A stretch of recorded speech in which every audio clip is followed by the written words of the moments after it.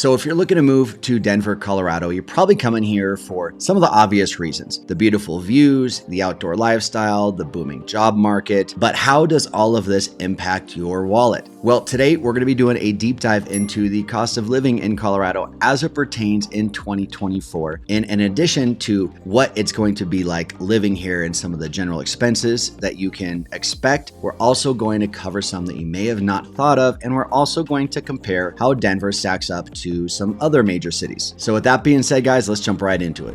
So starting off with one of the biggest things that's going to impact your wallet is housing out here. Now, our average home price in Denver is about $650,000, which when we compare it to someplace like California is about $850,000. So we're substantially less as far as average price point, but we are about 30% higher than the national average. As we're going through these items today, you're going to find that Colorado is pretty affordable and stacks up with a lot of the national averages when it comes to everything besides housing. That's why I wanted to start off with this section, because this is definitely the part that is going to impact you the most, depending on where you're coming from. A lot of people are moving here from California because they can save such a substantial amount on housing, in addition to taxes, which we'll get into later. But for people that are coming here from maybe the Midwest or even someplace like Florida, where housing is a little bit more affordable, their average price point is right around $550 to $600. It's definitely a factor that you're going to want to make sure you budget for. Now, if we come over here to our handy dandy mortgage calculator that we have on milehighpropertybros.com, I've run a sample scenario here just to give you guys an idea as far as what the monthly breakdown would look like if you are at that $650,000 price point with our current interest rates. Just for example, I did $650,000 here purchase price. I did 10% down payment, 30-year loan, and we're at a 5.5% interest rate. Now, I know some interest rates are a little bit higher right now. We're often able to get seller concessions so we can buy your rate down a little bit lower, so we're closer to this 5.5 rate. But if we're looking at this really gives you a complete breakdown that you're not going to find on a lot of other mortgage calculators or websites. Most websites that you guys are looking at, they're just going to give you the principal and interest payment. In this situation, at $650K, it's $3,321. Total, you'll see that your monthly payment is $4,140. Now, what this is taking into consideration is your homeowner's insurance, your property taxes. There are no HOA fees in here because we're using Denver as our example, and most neighborhoods in Denver don't have an HOA fee. And then because you're not putting 20% down, it's also factoring in PMI, which is private mortgage insurance, which comes out in this case to be about $3,600 for the year. If you are looking at a complete and comprehensive breakdown as far as what you can expect for your mortgage payment, you're looking at around $4,000 or so for a $650,000 home. Now, if you're planning on renting, you're looking at an average rent of about $2,000 a month, and that is going to be for a standard one bedroom, pretty close to the city. Like, that's going to be a good location for you. Obviously, this can vary quite a bit depending on what city you ultimately decide to live in, how many bedrooms and bathrooms you want, but $2,000, if you're coming out here a single individual, that should be a pretty good estimate for you. If we're comparing housing to some other places within Colorado, let's say you're looking at Boulder. Boulder is absolutely stunning and beautiful, but you are going to be paying a premium to live there. The average price point in Boulder is about $750,000. Now, keep in mind, as I'm talking all these averages, this is taking into account large single family homes and also small one bedroom condos. So if you're looking at an average price point of single family homes only, we can expect that to be quite a bit higher in Boulder, even higher than that 750 mark, probably closer to 850 to 900,000. Meanwhile, if you're looking at some place like Aurora's average home price is going to be substantially lower at 460,000, or even down in Castle Rock, which is pretty close to Denver, but a little more affordable at an average price of 630,000. Now let's dive into some property taxes. Really going to depend on what city and even more specifically neighborhood that you live in oftentimes. If you're looking in Denver, they're going to have like the most affordable property tax rate on an average of 0.49 to 0.6. So figure out, maybe 0.5% of the purchase price of the home you can expect to spend on your property taxes. In the scenario that I just used before at 650,000, if we're using a 0.6% property tax fee, you're looking at about $3,900 per year. Colorado does have way more more affordable property tax than a lot of other states like Texas and California are really good examples, but this is ultimately going to depend on the city that you live in.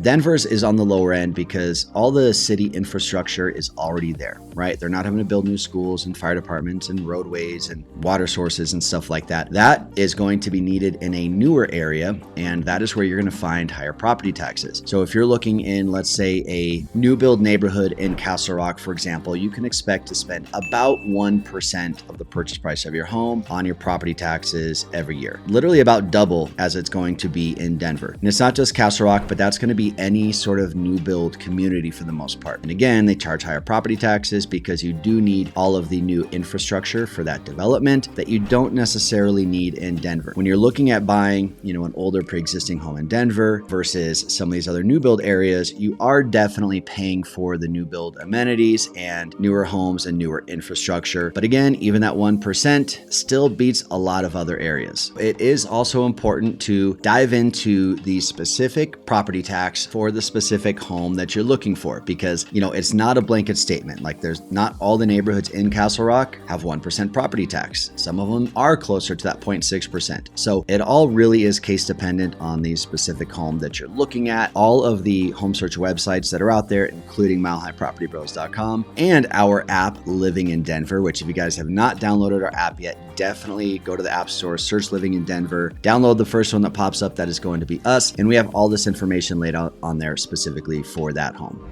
All right, and just a reminder for you guys that we are licensed real estate brokers. If you couldn't figure that out by now, we are. And as much as we like making these videos, we'd love more to help you with your real estate needs. So there's a phone number popping up on the screen down below right now. If you guys want to throw us a phone call, text message, or email, we would love to jump on a Zoom call with you, help you with your specific needs, and answer any questions that we might not be covering in these videos specifically as it pertains to you. So let's get right back to the cost of living in Denver.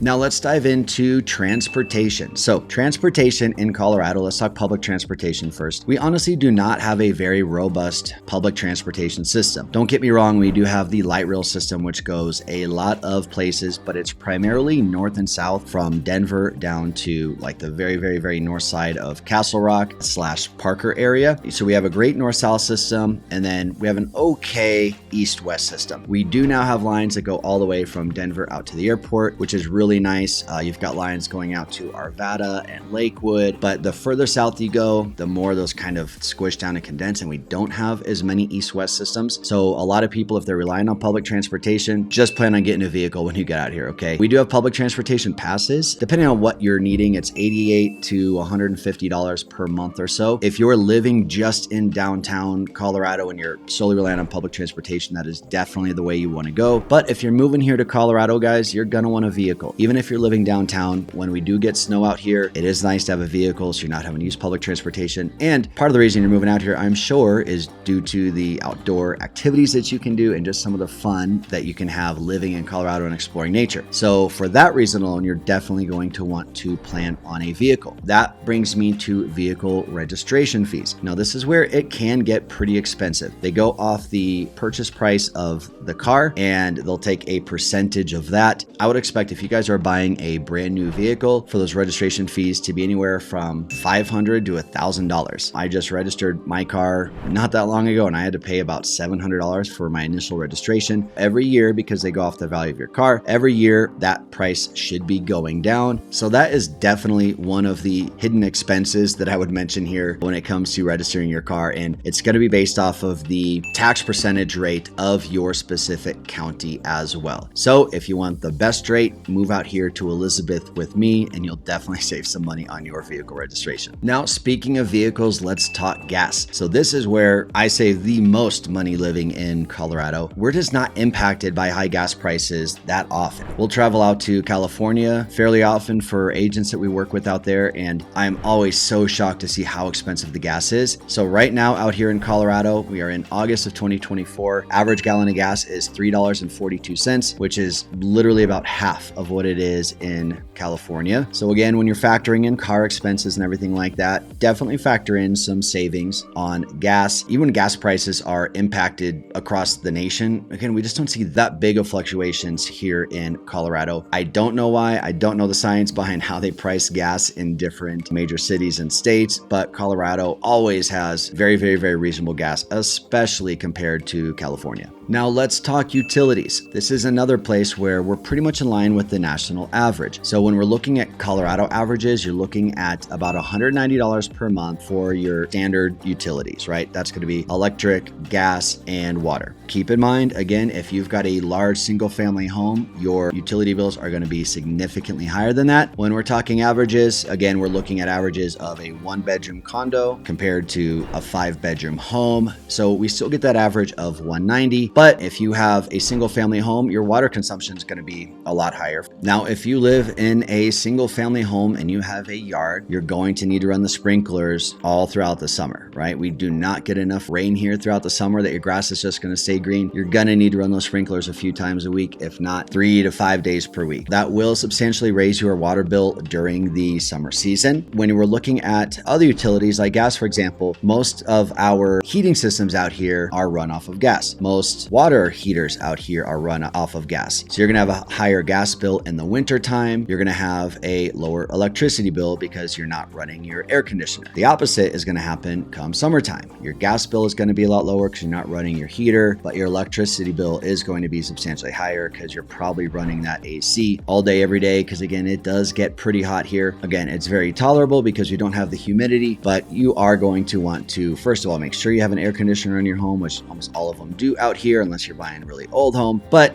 it's definitely something when it comes to monthly spending, you'll want to keep in mind. You can expect electricity and gas to kind of fluctuate based on the seasons. And same with water. When you're looking at the summertime, will be substantially higher versus the wintertime when you're just using your indoor water, just regular usage, that's going to go down substantially. So you can expect some fluctuations season to season. But again, if we're looking at this $190 average, take that into account whenever you're looking at a single family home versus a condo. Now, diving into some of just the regular day-to-day expenses, if we're looking at groceries, we are right in line with national average. You know, a gallon of milk costs about $4, loaf of bread about $3, a dozen eggs, about $4. So there's nothing too crazy here, which again, really does help just across the nation, right? Inflation is very real. You know, if you're a family of 4 that's coming out here, you're spending quite a bit at the grocery store. Personally, my wife and I can't leave Target under $300. Looking at my data here, we've got a single person in Colorado is going to spend about $342 a month on just standard groceries. But again, I can't leave Target for under $300. So again, this very much depends on your personal lifestyle, size of your family, and whatnot. If we're looking at national average, Colorado falls right in line with the standard. So there aren't really going to be any big surprises once you move here. Now let's dive into daycare a little bit. We're right in line with how the rest of the country is on average, but looking at our numbers here, you're looking to spend about $1,000 to $1,400 per month per child for daycare. To me, that number is absolutely crazy. I am so glad that I don't have to deal with the daycare situation or anything like that. If you're coming out here, guys, there won't be any big surprises based on Colorado's fees versus where you're coming from. Most likely, maybe slight differences or variances. But one thing worth noting here is that daycares, charter schools, and things like that, they do come a high demand. So as you guys are coming out here and you're deciding to move to Colorado, or you've decided to move to Colorado, little pro tip for you, start having these conversations with daycares and schools ahead of time, because there are wait lists very often. It is competitive. Not like it's impossible to get into these places. We've never had any people have any issues getting into places, but I do recommend, if you know where you're going to be living and you've got any sort of runway of time ahead of that, go ahead and just get on that waiting list. You can always come off, but go ahead and just get on that waiting list, reserve your spot just in case. Now let's come back to taxes a little bit, okay? Because Colorado does have an income tax, a state income tax. Now this is a flat income tax of 4.4%, which compared to California's, I know that goes all the way up to 13, which is, absolutely crazy, which is a big reason why a lot of people are moving from California to Colorado. So 4.4 flat, it does not slide based on income or anything like that. And then when we're looking at a sales tax in Denver, it's right around 8%, and it does vary per county. It doesn't vary a ton, but it does vary a little bit. The state income tax is the important factor. I know like if you're coming from Florida, you're coming from Texas, you don't have that, right? So that's going to be an adjustment that you need to make, but hopefully our property taxes can offset that for you. Now, finally, we've been talking about expenses and bills and everything like that. The one thing we have not talked about is income. So the average household income in Colorado is about $122,000. Now, if we compare that to, let's say, a San Francisco, you would need to make $190,000 in San Francisco to maintain the same cost of living. Now, if we were to compare that to, let's say, in Orlando, Florida, Orlando would be about $109,000, slightly more.